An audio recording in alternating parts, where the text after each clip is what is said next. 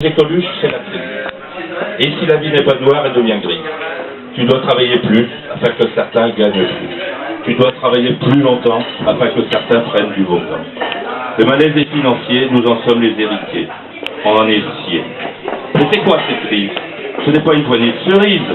Les médias ne parlent que de ça. Les pauvres spéculateurs des multinationales en attrapent des grippes intestinales. Ils ont des soucis avec leur rente, ils en ont mal au ventre.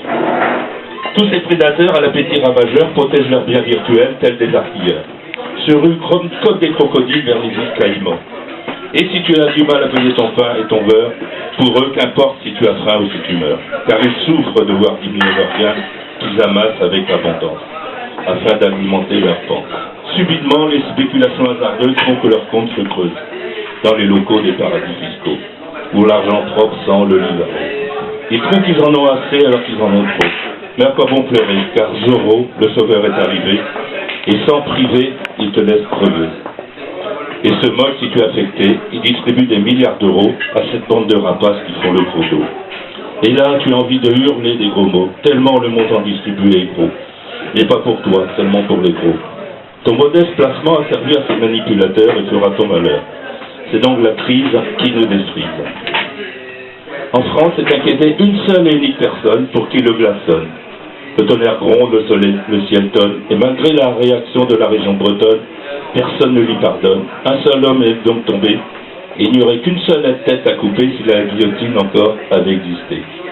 Cela arrange bien ceux qui l'ont condamné, ils se trouvent ainsi protégés. Et toi, personne ne t'assiste, tu dois éviter tout pépin, alors tu continues à acheter ton pain et tes bouteilles de vin. Et si tu pleures, c'est en vain. Mais tu passes du bon temps avec tes copains. Les milliards que tu n'as pas te font avancer à grands pas, car eux, ce qu'ils n'ont pas, c'est la paix intérieure, c'est de croire au bonheur, c'est de savourer pendant des heures et des jours ces moments délicieux qui sont des biens si précieux. C'est se lever le matin sans s'inquiéter du lendemain, sans penser que sur tes actions un affameur prenne la main.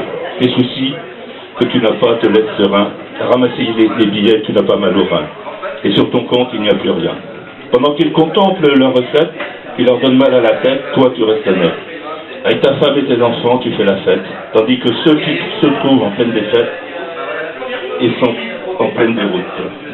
Tranquillement, tu poursuis ta route, tu ne vis pas dans le doute, tu suis ta joie à tue-tête, jamais tu ne t'embêtes, et tu vis heureux malgré tout, même si tu es sans le souffle.